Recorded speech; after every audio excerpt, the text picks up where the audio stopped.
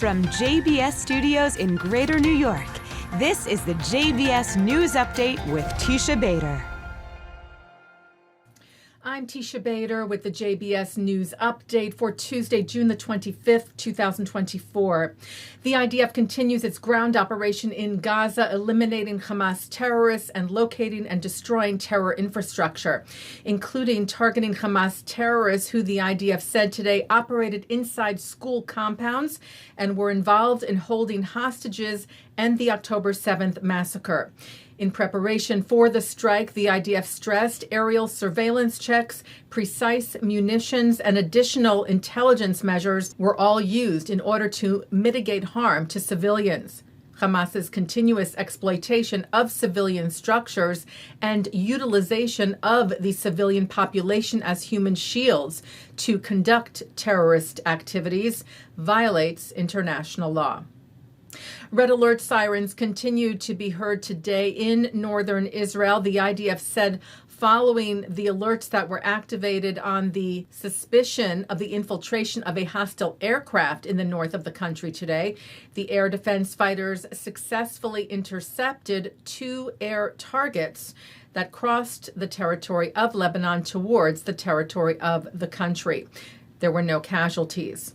And the IDF said earlier today, fighter jets attacked military buildings alongside terrorist infrastructure of the Hezbollah terrorist organization. Israel's Defense Minister Yoav Gallant continues his meetings with senior U.S. officials in Washington, including today with U.S. Secretary of State Antony Blinken at the State Department, who said he met with Gallant to discuss efforts to achieve a ceasefire in Gaza and release all remaining hostages, as well as planning for the post-conflict period. Gallant wrote, "The U.S. is our closest ally and stood boldly with us since the start of the war, supporting Israel overtly and covertly.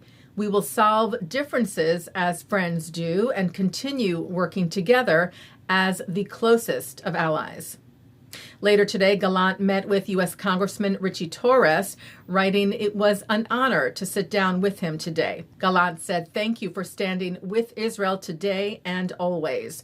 Torres writing, he was honored as well to meet with Gallant and wrote, "The U.S. must stand unequivocally with Israel as it faces a perfect storm of security challenges on multiple fronts. Hamas, Hezbollah, the Houthis, and at the root of it all, the Islamic Republic of Iran."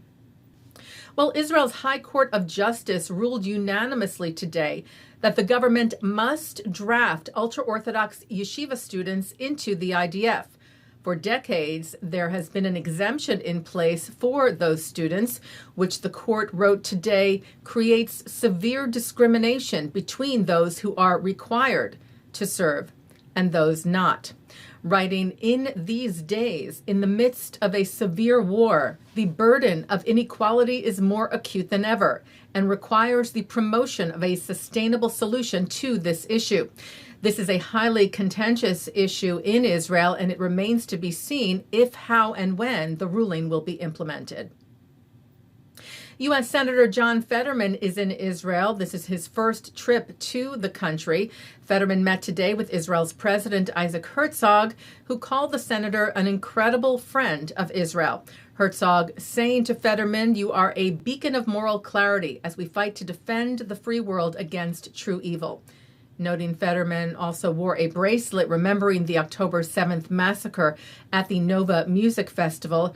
Herzog said, "We deeply appreciate your vocal support for the hostages brutally held by Hamas and your clear demand for their immediate release." The hostages who remain captive in Gaza have now been held for 263 days.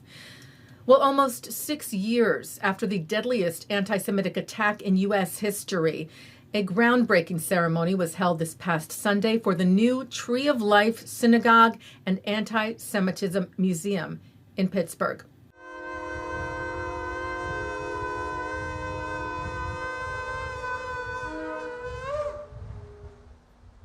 The new complex will be built on the same site where 11 people were murdered on October the 27th of 2018.